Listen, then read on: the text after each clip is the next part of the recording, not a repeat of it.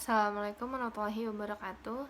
Perkenalkan, nama saya Nabila Resti Pramaswari dari Prodi Manajemen B Sore dengan NIM 281500046. Di sini saya akan mempresentasikan tugas ujian akhir semester mata kuliah Ekonomi Makro dengan dosen pengampu Bapak Sumardi SE MM. Yang pertama, saya akan menjawab soal 1. Yang manakah dari yang berikut yang tidak tergolong dalam konsumsi rumah tangga? A. Membayar uang sekolah anak-anak. B. Membeli obat ke apotik. C. Membawa seorang turis makan di restoran. Dan D. Membeli barang di luar negeri. Dan jawabannya adalah C. Membawa seorang turis makan di restoran. 2. Dari di bawah ini, yang manakah termasuk dalam pendapatan nasional? A. Subsidi kepada konsumen. B. Pajak tak langsung. C. Depresiasi. Dan D. Pembayaran pendapatan faktor ke luar negeri. Jawabannya adalah B. Pajak tak langsung. 3. Transaksi yang manakah dari yang berikut nilainya tidak termasuk dalam pendapatan nasional? A. Pengusaha roti membeli tepung dan pabrik tepung. B. Suatu perusahaan perkebunan mengekspor karet ke luar negeri. C. Pemerintah membayar gaji dokter-dokter di rumah sakit pemerintah. D. Orang tua Anda menjual rumahnya yang didirikan pada 1990. Jawabannya A. Pengusaha roti membeli tepung dan pabrik tepung. 4. Pengeluaran agregat dapat meliputi A. Konsumsi yang dilakukan seluruh rumah tangga dalam perekonomian. B. Pengeluaran oleh rumah tangga dan perusahaan-perusahaan. C. Pengeluaran oleh perusahaan-perusahaan pemerintah ekspor ke luar negeri. D. Pengeluaran rumah tangga, investasi perusahaan, pembelanjaan pemerintah, dan ekspor. Jawabannya D. Pengeluaran rumah tangga, investasi perusahaan, perbelanjaan pemerintah, dan ekspor. 5. Komponen dalam perhitungan PDB dengan pendekatan pengeluaran yaitu A. Tenaga kerja, modal, sumber daya alam, dan keahlian atau kewirausahaan. B. Pengeluaran konsumsi, pengeluaran investasi, pengeluaran pemerintah, dan ekspor besi. C. Sumber daya alam, keahlian, pengeluaran pemerintah, dan ekspor besi.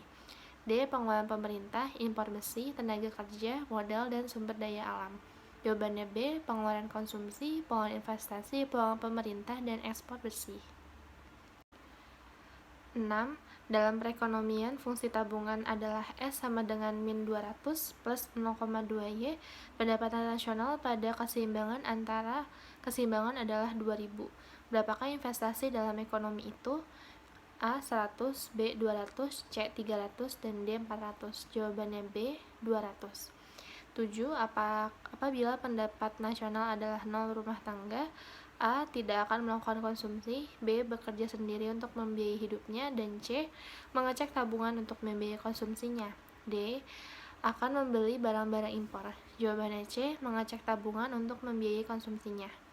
8. Langkah manakah yang paling baik untuk mengatasi masalah pengangguran dalam perekonomian? A. Pemerintah mendorong rumah tangga untuk memperbanyak konsumsinya.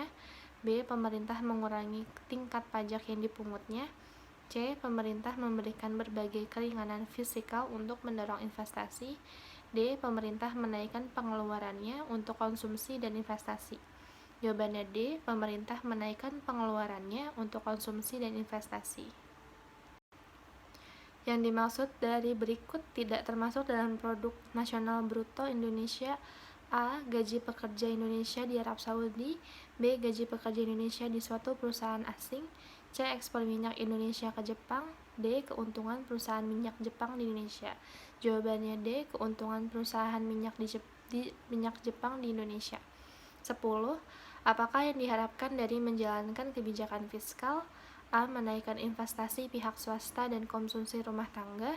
B. Mengatasi masalah inflasi dan mengurangi pengeluaran masyarakat. C. Mengatasi masalah pengangguran dan menaikkan pengeluaran masyarakat. D. Menciptakan kegiatan ekonomi yang tinggi dan stabil. Jawabannya D. Menciptakan kegiatan ekonomi yang tinggi dan stabil.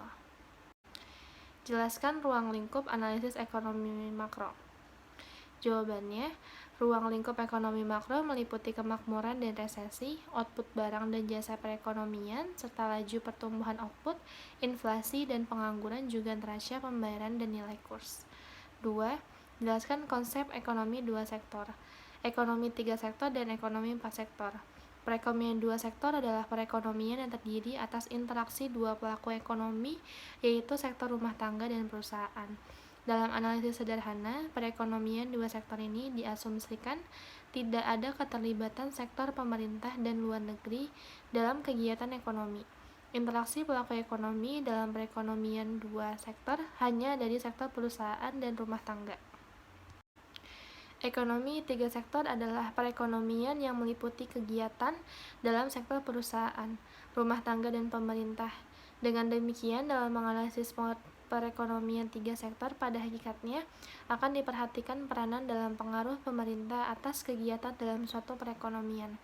Perekonomian prasektor adalah suatu sistem ekonomi yang melakukan kegiatan ekspor dan impor dengan negara lain di dunia ini. Perekonomian ini disebut juga perekonomian terbuka. Dalam perekonomian ini terbuka sektor-sektor ekonominya dibedakan kepada 4 golongan, yaitu rumah tangga, perusahaan, pemerintah, dan luar negeri. 3. Jelaskan pengertian ekonomi terbuka dan ekonomi tertutup.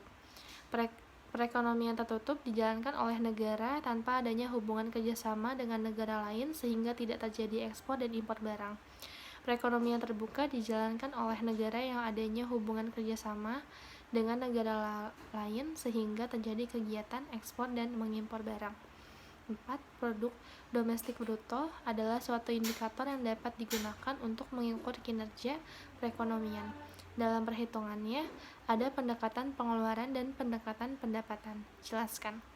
Jawabannya, produk domestik bruto pendekatan pengeluaran merupakan besaran dari nilai produk barang dan jasa yang digunakan sebagai konsumsi akhir oleh rumah tangga, lembaga non-profit yang melayani rumah tangga atau LNPRT, dan pemerintah ditambah dengan investasi pembentukan modal tetap bruto dan perubahan inventor, serta ekspor neto, ekspor kurang diimpor. Kemudian produk domestik bruto dengan pendekatan pendapatan akan melibatkan jumlah pendapatan yang diterima oleh pemilik faktor produksi. Baik, terima kasih. Sekian presentasi dan penjelasan jawaban dari saya. Kurang lebihnya mohon maaf. Wabillahi taufiq wal hidayah. Wassalamualaikum warahmatullahi wabarakatuh.